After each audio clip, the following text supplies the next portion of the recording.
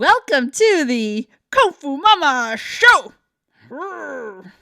Today, I have my beautiful hubby here beside me because he is a fitness guru. And today's topic is pregnant and fit. So, we're going to talk about how to be fit while you're pregnant. And if you're already fit before you're pregnant, why would it be any different after you're pregnant? I mean, a lot of people, when they become pregnant, they're like, oh my gosh, I'm pregnant. I got to be super careful and I can't do anything. I should just sit on my ass and eat for 2 people. Is that right? What do you think, Vince? Well, technically, you're only eating for one person. Exactly. Just you. Exactly. But whatever you eat, make sure it's healthy because it goes into your bloodstream, which in fact is also the same bloodstream that you share with your baby. Right. So we want to keep eating healthy and exercising. I think one thing that's important to remember is that even though you're pregnant, it doesn't mean that your entire life has ended and you have to stop everything that you're doing. If you were practicing wushu before you're pregnant, while you're pregnant, you can still practice wushu, especially during your first trimester, right? It's you can usually do pretty much what you've been doing before, but just try not to do any impact or, well, if you're doing a contact sport, don't hit your belly. Whoa. Rewind. Mm-hmm. Before you do any exercise, this is on individual basis. Everyone has a different body. Everyone has a different background. Not everyone's a wushu expert. Not everyone's a former professional athlete. Before you do any exercise when you're pregnant, remember, talk to your doctor. Exactly. You should definitely talk to your doctor about your exercise, what you plan to do, and what you're going to do throughout your pregnancy so they are aware, because there are many unforeseen circumstances that can happen when you're pregnant. So tell us, what did our doctor say? So when I was 25 weeks pregnant, I had a very mild case of placenta previa. So placenta previa is when your placenta is too low to the opening of your cervix. And if that continues, then it can cause bleeding. And a lot of people who have had a child already have a risk of placenta previa. A lot of people have had C-sections. And apparently, if you're Asian, an Asian ethnicity, you have a higher chance of placenta previa, which I didn't know until my doctor told me that. And but during that time, during 25 weeks, the placenta is going to be rising. It's going to be rising all the way up until your 3rd trimester, and eventually it's going to move away from the cervix.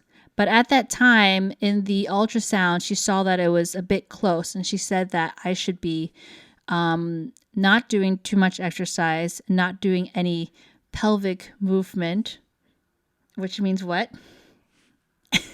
Which means Vince and I should not be doing naughty activities. So we had to stop those things during that time. But definitely you have to make sure that throughout each period of your pregnancy, you go through so many appointments. Make sure your doctor is always informed about what you're doing. Right? That's right. So thankfully, by 29 weeks, when I went back to the doctor, it was completely fine. The placenta had already moved up, and it was not a risk anymore. But if that is the case, you do need to make sure that there's no complications like that. But also, one thing, when you're pregnant, you actually have 50% more blood flow than usual. And actually, when you give birth, you will lose about 1/5 of your original blood flow that comes out with the placenta. So you have a lot more blood flowing there. And when you are exercising and you're doing all these activities, it's easy for your blood to get stuck or to get inflamed. So it's very important that you make sure you take rest in certain intervals. So what happened when we were running around watching the fireworks and New Year's, Vince? Wow. Yeah, you got sore. Your torso got sore. I mean, your belly especially got sore. And, Exactly. You kind of freaked out a little bit. Exactly. Exactly. So basically, I had lower cramps under my belly here, and it actually lasted for a good 24 hours, which is very concerning. There was no bleeding or anything, but just the fact that I had the pain there was a bit concerning. So when I went to the doctor, he saw in my ultrasound that the blood veins in that area, in the lower abdomen area, were a bit inflamed. And he just told me that I have to make sure that I rest in certain intervals. So you can't be standing for too long or walking for too long. After 30 minutes or so, make sure you sit down, take a rest, let the blood flow again, and then continue. Right. Same thing when you exercise. Exactly. Don't exercise for a prolonged period of time. Try to exercise in short stints, basically. So don't exercise for like 3 hours long. Don't Exactly. go on a marathon. Yeah, exactly. So definitely that's very important. So during the first trimester, usually you can generally do what you usually do. And then the second and third, you want to make sure that you have no high impact exercises and you're not going to do any jumping. Jumping generally is not a good idea when you're pregnant. But what is a good idea is things like squats. Squats can help you during labor as well. Things that are stretching is very good. Things that are more stationary. Things that you are exercises that you're doing on all fours is also very good. Like slightly working out the core, but not as an exercise that is solely working the core. So say crunches are probably not the best idea, or leg lifts are not the best idea in your second and third trimester. Right. And I don't even think push-ups is a good idea.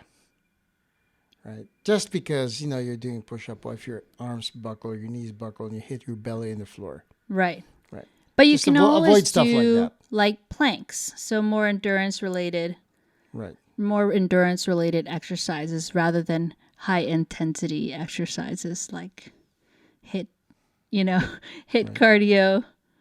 I used to do, what was that? Beachbody insanity. I don't think you should do Beachbody insanity when you're pregnant. That is like at least 1 hour of moving at high intensity speed without stopping at all. So what else did the doctor say? So the doctor said recently, if you guys have been following my Instagram at Kungfu Momma Show and Facebook at Kungfu Momma Show, I've been doing some headstands with some, it actually is a bit of a core workout as well. But she saw the video and she said it was completely fine. And she said, just don't go bungee jumping, girl. Don't do anything crazy, but these exercises is good for you, keeps your blood flowing. You're still doing, a lot of stretching as well. And it is actually working the core, but it's also the core and the leg muscles all together. So things you were doing before when your pregnancy is okay when you're pregnant as well. So if you weren't doing headstands before your pregnancy, don't do it. Just because she's doing it doesn't mean you have to do it. Exactly. Don't start anything new when you're pregnant. It's not like New Year's resolutions or something. Right. But yeah, it would be good. It's good to maintain your healthy exercise with a lot of rest in between your repetitions or sets and things like that. Right. And high endurance. Yeah. rather than intensity. And if you are used to exercise, if you before pregnancy you used to exercise all the time, don't stop exercising. It's like really bad for you. It's bad for you emotionally. Your body is looking for that exercise, is looking for that, for that boost of energy that you get from exercise. So don't stop exercising. Just common sense. Just tone it down a little bit. Tone it down. Do it in moderation. Yes. All right. And also, one other thing is nutrition. We were saying don't eat for 2 people. So when your first trimester, you're going to eat the same normal amount. When you go on to your second trimester, you're going to just add on another 200 calories. And then your third trimester, maybe another 400 calories. And that's it, not double. Right? Mm-hmm. And also make sure that you eat on time. If you don't eat enough during your pregnancy, there is a risk of premature labor and your risk of your baby not getting enough nutrients.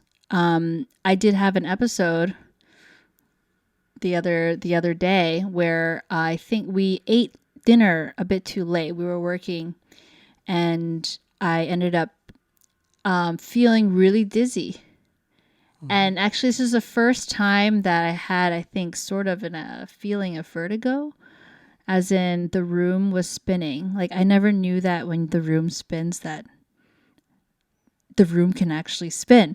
Like, it really was like spinning. And I was like, wow, this is a real thing.